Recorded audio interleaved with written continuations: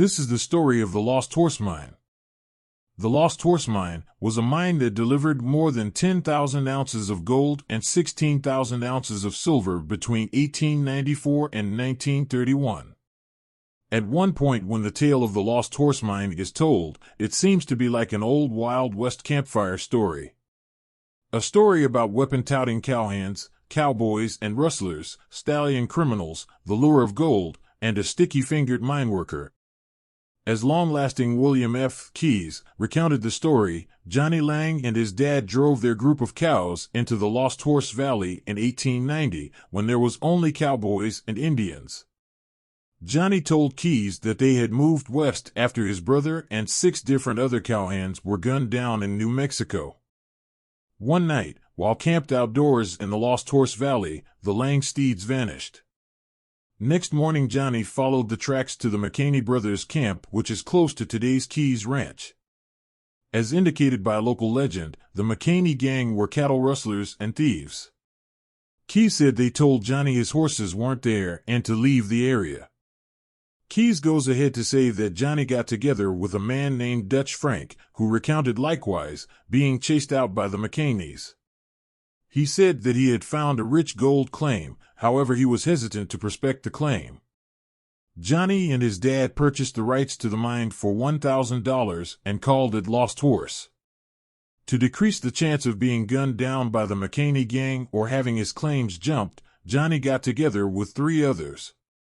In the wake of recording their case, they set up a 2-stamp plant and started preparing gold.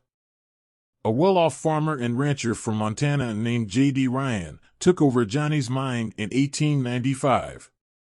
The following year he moved in a steam-powered, 10-stamp process mill someplace close to the Colorado River and had it disassembled and pulled to the mine site.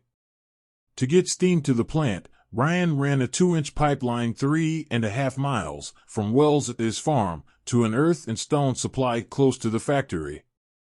Steam motors powered by wood from adjacent mountains were utilized to push the water up the 750-foot rise to pick up where it was used to power the stamp plant.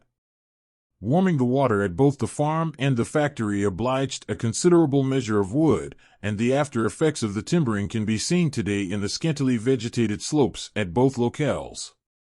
The hammering of the 10 850-pound stamps could be heard resounding over the valley 24 hours a day as the mineral was squashed.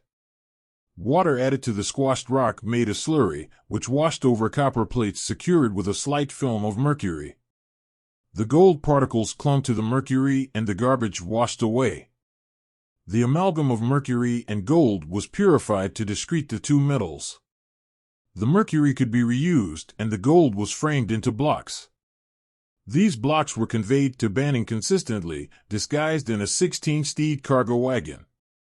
The 130-mile excursion to convey the gold and come back with supplies took 5 days. As the story goes, the day shift was delivering an amalgam the measure of a baseball while the night shift, managed by Lang, recuperated a minor golf ball.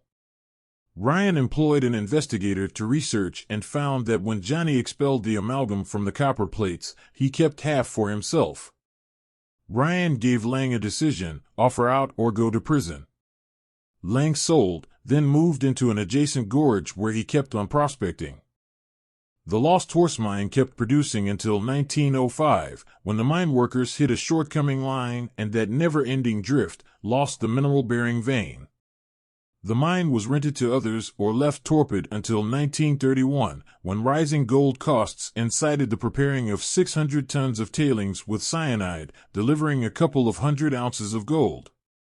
Amid one of the mine's lethargic stages, Lang returned and set up home in the cookhouse. As indicated by Keyes, Lang had concealed his stolen amalgam at the plant site and, not able to get to it before Ryan ran him off, had come back to recover his stash.